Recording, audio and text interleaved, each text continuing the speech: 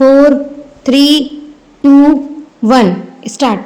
अध्यक्ष महोदय, हमारे माननीय वित्त मंत्री द्वारा पेश किए गए वित्त विधेयक का मैं पूर्णतः समर्थन करता हूँ। वास्तव में माननीय वित्त मंत्री जी ने आज इसी वर्ष के लिए जो बजट पेश किया है वह बहुत ही प्रशंसनीय है। विपक्षी सदस्यों की एक परंपरा सी बन गई है कि सरकार की ओर से जनता की भलाई के लिए चाहे कितने ही अच्छे कार्य किए गए हों, वे हर कार्य की निंदा ही करते हैं।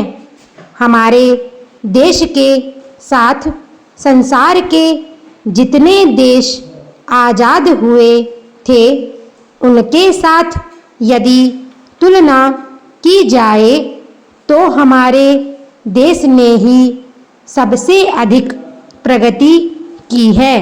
हमारा देश उन सभी देशों से आगे है। हमारे देश पर अनेक संकट आए, लेकिन उसके बावजूद भी हम लगातार आगे ही बढ़ते ही जा रहे हैं। हमारे देश से पहले स्वतंत्र हुए राष्ट्र भी हमारी प्रगति की प्रशंसा करते हैं तथा हमारा अनुकरण कर रहे हैं। माननीय प्रधानमंत्री जी ने गांवों के विकास की अनेक घोषणाएं की हैं। हमारे देश के प्रथम प्रधानमंत्री पंडित जवाहरलाल नेहरू जी ने इस राष्ट्र के विकास का सपना देखा था। उसे पूरा करने के लिए इस बजट में अनेक प्रावधान किए गए हैं। इसकी चारों ओर से प्रशंसा की जा रही है। हमारे देहात अभी भी पिछड़े हुए हैं और उनके विकास की ओर हमें अधिक ध्यान देना चाहिए। हमारे गांव दो हिस्सों में विभाजित हो गए हैं।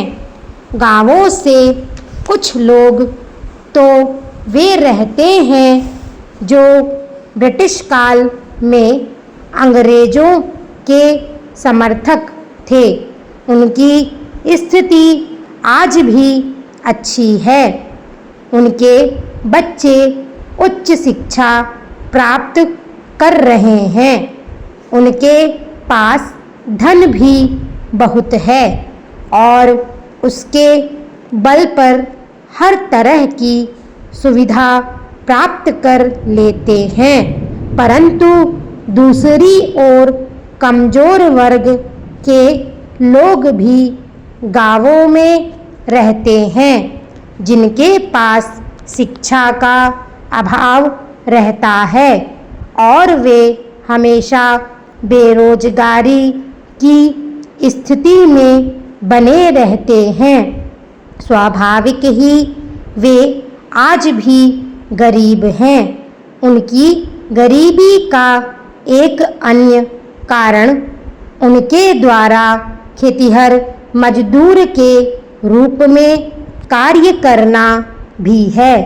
आज हम देखते हैं कि कृषि के लिए आधुनिक मशीनें प्रयोग में आने लगी है, जिसके कारण अनेक खेतिहर मजदूर बेकार हो गए हैं।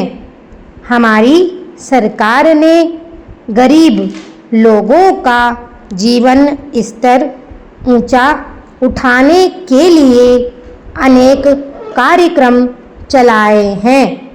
उससे उनकी भावी पीढ़ी के अनेक बालक शिक्षित हो रहे हैं।